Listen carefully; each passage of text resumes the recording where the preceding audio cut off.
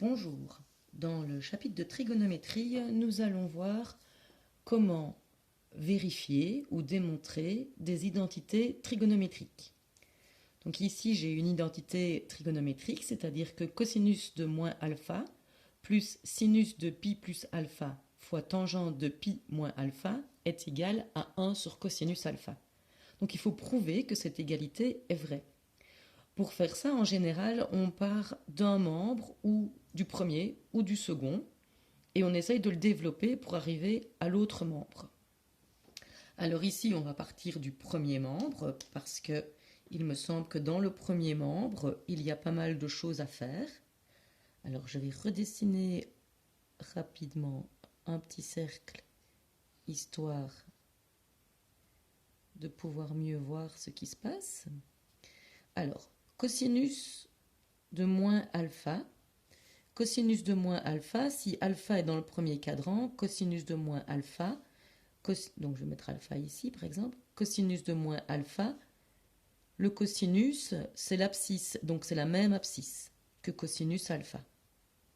Ça c'est parce que ce sont des angles qui sont opposés. Des angles opposés ont le même cosinus. Sinus de pi plus alpha. Je suis ici, pi plus alpha, pi c'est un demi-tour, plus encore alpha, donc je suis ici.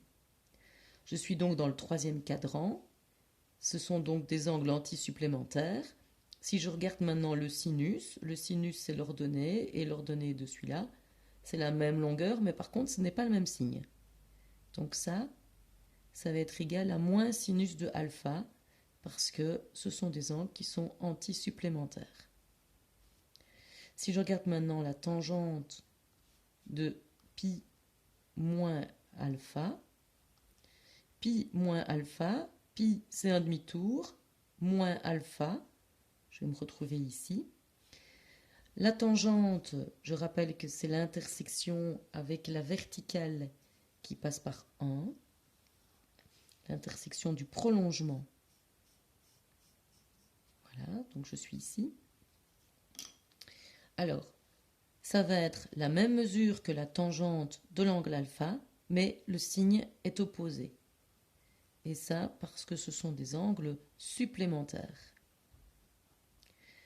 Je vais donc pouvoir réécrire mon premier membre. Donc cosinus de moins alpha devient cosinus de alpha.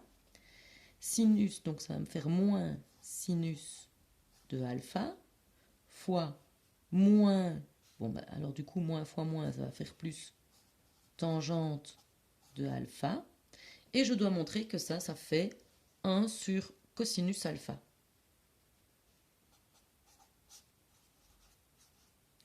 Alors, continuons un peu à regarder ceci. Ici, je vois que j'ai un dénominateur. Il va donc falloir essayer d'amener un dénominateur ici quelque part. Et je vois que j'ai tangente. Tangente, on sait que c'est sinus sur cosinus. Donc voilà que je vais avoir un cosinus au dénominateur.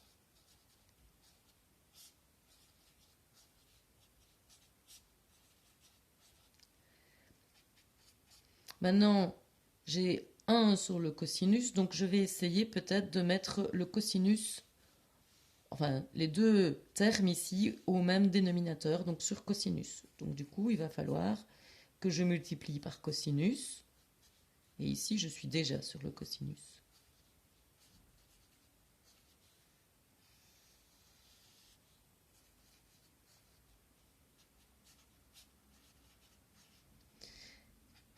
Maintenant, cosinus fois cosinus, ça fait cosinus carré alpha. Sinus fois sinus, ça fait sinus carré alpha sur cosinus alpha. Ici, on reconnaît la formule fondamentale de la trigonométrie, donc ça, c'est égal à 1. Et donc, j'arrive bien à 1 sur cosinus alpha, ce qu'il fallait démontrer.